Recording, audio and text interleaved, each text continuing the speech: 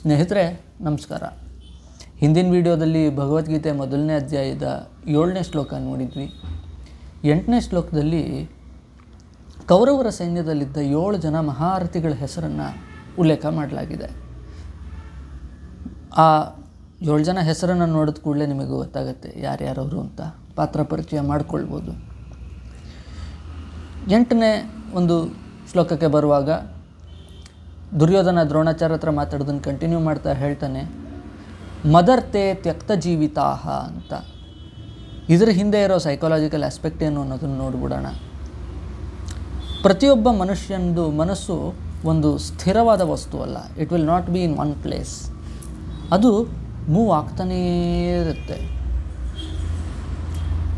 ಆ ಮೂವ್ ಆಗೋ ಡೈರೆಕ್ಷನ್ಸ್ ಏನು, ಡೈಮೆನ್ಷನ್ಸ್ ಏನು, ಮ್ಯಾಗ್ನಿಟ್ಯೂಡ್ ಏನು, ಎಷ್ಟು ಫ್ರೀಕ್ವೆಂಟಾಗಿ ಮೂವ್ ಆಗುತ್ತೆ ಆ ದಿಕ್ಕಿನಲ್ಲಿ, ಅದು ಆ ವ್ಯಕ್ತಿಯ ವ್ಯಕ್ತಿತ್ವವನ್ನು ತಿಳಿಸುತ್ತೆ ಅನ್ನೋದು ವೇದವ್ಯಾಸರ ಮಾತು.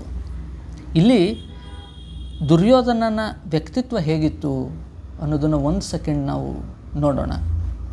ಮೊದಲಿಗೆ ಪಾಂಡವರ ವಜ್ರವ್ಯೂಹ ನೋಡ್ತಾನೆ. ತಕ್ಷಣ ದ್ರೋಣಾಚಾರ್ಯ ಹತ್ರ ಓಡಿ ಹೋಗ್ತಾನೆ.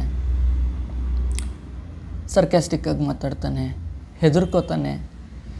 ಫಸ್ಟ್ ರೌಂಡ್ ಆಫ್ ಅನಾಲಿಸಿಸ್ ಮಾಡಿದಾಗ ಭಯ ಆಯಿತು, ಸೆಕೆಂಡ್ ರೌಂಡ್ ಆಫ್ ಅನಾಲಿಸಿಸ್ ಮಾಡಿದಾಗ ಕ್ಲಾರಿಟಿ ಜೊತೆಗೆ ಭಯ ಇತ್ತು. ಮತ್ತು ಅವನಿಗವನು ಧೈರ್ಯ ಹೇಳ್ಕೊಳ್ಳೋ ಉದ್ದೇಶಕ್ಕಾಗಿ ಬೇರೆಯವ್ರ ಹತ್ರ ಮಾತಾಡೋ ಮುಖಾಂತರ ಅವನಿಗವನು ಧೈರ್ಯವನ್ನು ಹೇಳ್ಕೊತಾನೆ. ಅದಾದ ಮೇಲೆ ಅವನ ಸೈನ್ಯದಲ್ಲಿ ಎಷ್ಟು ಜನ ಮಹಾರಥಿಗಳಿದ್ದಾರೆ ಅಂತ ನೋಡಿಕೊಂಡಾಗ ಆ 7 ಜನದ ಹೆಸರನ್ನು ಹೇಳ್ತಾನಲ್ಲ, ಆವಾಗ ಅವನ ತೋಳುಗಳಲ್ಲಿ ಬಲ ಜಾಸ್ತಿ ಆಗುತ್ತೆ. ಯಾಕಂದರೆ ಅವನ ಸ್ಟ್ರೆಂತ್ಸ್ ಏನು ಅಂತ ನೋಡಿಕೊಂಡ, ಬಲ ಜಾಸ್ತಿ ಆಯಿತು. ಈಗ ಆ ಕಾನ್ಫಿಡೆನ್ಸ್ ಜಾಸ್ತಿ ಆದಾಗ ಮೋಟಿವೇಶನ್ ಬಂತಲ್ಲ, ಆ ಮೋಟಿವೇಶನ್ನು ನಾನು, ನಂದು ಅನ್ನೋ ಸೆಲ್ಫ್ ಸೆಂಟ್ರಿಕ್ ಐಡಿಯಾಲಜೀಸ್ ಬರಲಿಕ್ಕೆ ಶುರು ಆಯಿತು. ಮದರ್ತೆ ತ್ಯಕ್ತ ಜೀವಿತಾಹ ಅಂತ ಬಂತು ಮಾತು. ನನಗೋಸ್ಕರ ಪ್ರಾಣವನ್ನು ಒತ್ತೆ ಇಟ್ಟು ಯುದ್ಧ ಮಾಡಲಿಕ್ಕೆ ಇಲ್ಲಿ ಇನ್ನಷ್ಟು ಜನ ಬಂದಿದ್ದಾರೆ. ಹೆಂಗೆ ಹುರಿದುಂಬಿಸ್ಕೋತಾ ಇದ್ದಾನೆ ಅವನನ್ನು ಅಂದರೆ, ನಾನು, ನನ್ನ, ನಂದು, ನನಗೋಸ್ಕರ ಅನ್ನೋ ಈ ಐ ಪ್ರಾಬ್ಲಮ್, ನಾನು ಅನ್ನುವ ಸಮಸ್ಯೆ ಈತನಲ್ಲಿ ಜಾಸ್ತಿ ಆಯಿತು. ಸಮಸ್ಯೆ ಅಲ್ಲ, ದೃಷ್ಟಿಕೋನ. ನನ್ನಿಂದ ಎಲ್ಲ ನನ್ನ ಸುತ್ತಲೂ ಸುತ್ತುತ್ತಾ ಇರೋದು ಅನ್ನೋ ರೀತಿ. ಈ ಥರ ನಾವು ಸುಮಾರು ಜನ ವ್ಯಕ್ತಿಗಳನ್ನು ನೋಡಿರ್ತೀವಿ. ಅಂಥವ್ರ ಜೊತೆಗೆ ಡೀಲ್ ಮಾಡಬೇಕು ಹೇಗೆ ಅಂದರೆ, ನಾವು ಮಹಾಭಾರತವನ್ನು ನೋಡಿದಾಗ ಅರ್ಥ ಆಗುತ್ತೆ.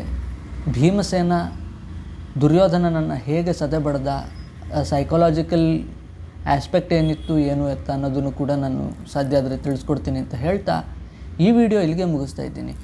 ಹುಷಾರು, ನಮಗೆ ಕಾನ್ಫಿಡೆನ್ಸ್ ಬಂತು ಅಂದ ಕೂಡಲೇ ನಾವು ನಾನು, ನಂದು, ನನ್ನಿಂದ, ನನಗೋಸ್ಕರ, ನನ್ನಿಂದನೇ ಆಗಿದ್ದು ಅಂತ ಹೇಳ್ಕೊಳ್ಳೋದು ಬೇಡ. ಅನ್ಯಥಾ ಶರಣಂ ನಾಸ್ತಿ ತ್ವಮೇವ ಶರಣಂ ಮಮ ತಸ್ಮಾತ್ ಕಾರುಣ್ಯ ಭಾವೇನ ರಕ್ಷ ರಕ್ಷ ಜನಾರ್ದನ ಅಂತ ನಮ್ಮನ್ನು ರಕ್ಷಣೆ ಮಾಡೋನೊಬ್ಬ ಮೇಲಿದ್ದಾನೆ. ನಾನೇ ಗ್ರೇಟ್ ಅಲ್ಲ, ನಾನು I am a speck of dust ಅಷ್ಟೇ. ಈ ಪ್ರಪಂಚ ಭಾರಿ ವಿಶಾಲವಾಗಿದೆ ಅನ್ನೋ ಮನಸ್ಥಿತಿಯನ್ನಿಟ್ಟುಕೊಂಡು ನಾವು ನಮ್ಮ ಜೀವನವನ್ನು ನಡೆಸ್ಕೊಂಡು ಹೋಗೋಣ ಅಂತ ಹೇಳ್ತಾ ಈ ವಿಡಿಯೋ ಇಲ್ಲಿಗೆ ಮುಗಿಸ್ತಾ ಇದ್ದೀನಿ ಸ್ನೇಹಿತರೆ. ನಮಸ್ಕಾರ.